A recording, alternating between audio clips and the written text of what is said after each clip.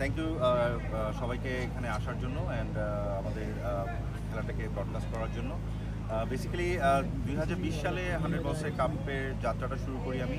কনসেপ্টটা ছিল ইংল্যান্ডে, বাট 2020 সালে বাংলাদেশের যতগুলো কর্পোরেট টিম আছে সেই কর্পোরেট টিমগুলোকে নিয়ে প্রথম কক্সবাজারে আমরা এটা আয়োজন করি।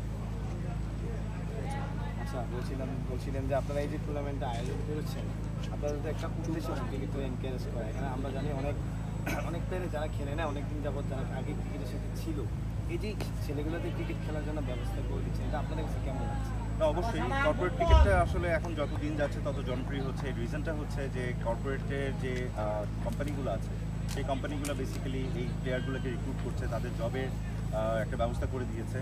এবং এখানে শুধু যে নন প্রফেশনাল ক্রিকেটার তাও না, কিছুদিন আগে যারা প্রফেশনাল ক্রিকেট খেলেছে, first division, second division, third division, সেখান থেকেও কিন্তু এখানে আমরা ক্রিকেটারদেরকে আমরা সুযোগ করে দিচ্ছি। তারা কিন্তু প্রফেশনাল ক্রিকেটের পাশাপাশি আমাদের কর্পোরেট ক্রিকেটেও খেলতে পারছে। আরেকটা বিষয় হচ্ছে বলছিলেন যে আমিও শুনছি যে অনেকেই ব্যাংকের জব হয়েছে বা অনেক কিছু হয়েছে এখানে এই লিগ খেলার পর থেকে।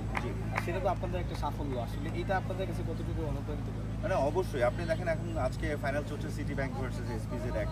হ্যাঁ, সো এখন যেটা হচ্ছে যে এই সিটি ব্যাংকে যতগুলো এমপ্লয়ি তারা কিন্তু ক্রিকেটার, অ্যাজ এ ক্রিকেটার তারা কিন্তু এই কোটাতে ব্যাংকে জব পেয়েছে।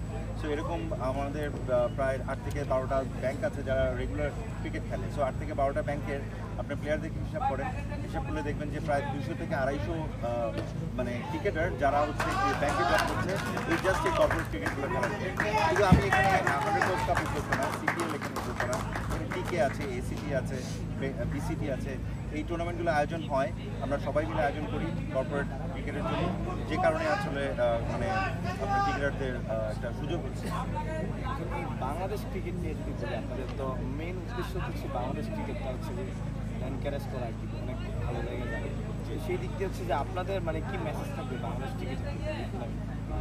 না, অবশ্যই আমাদের এখানে কিন্তু অনেক জুনিয়র লেভেলের ক্রিকেটাররা খেলে যাদের হচ্ছে বয়স 18 থেকে 25-এর ভিতরে। সো আমাদের এখান থেকেও কিন্তু অনেকে আছে যারা ন্যাশনাল ক্রিকেট খেলেছে বা যারা ন্যাশনাল ক্রিকেটে একটা সময় ন্যাশনাল ক্রিকেটে খেলেছে, যেমন মোহাম্মদ রফিক, উনি কিন্তু আমাদের সাথে কর্পোরেট খেলেন। হ্যাঁ, সো বাংলাদেশ ন্যাশনাল টিমের জন্য যেটা আমরা বলতে চাই যে এখন যে টিমটা বর্তমানে আছে এই টিমটাকে আসলে একটু সময় দিতে হবে। এই টিমটা বেশ ভালো করছে। আমরা কর্পোরেট দুটা সিরিজ আমরা উইন করেছি, একটা শ্রীলঙ্কার সাথে আর একটা হচ্ছে এখানে রিসেন্টলি তাদের সাথে পাকিস্তানের সাথে। সো পাকিস্তানের সাথে আমরা দুটা সিরিজ উইন করাতে আমাদের আসলে মোরাল যে বুস্ট সেটা ভালো হয়েছে।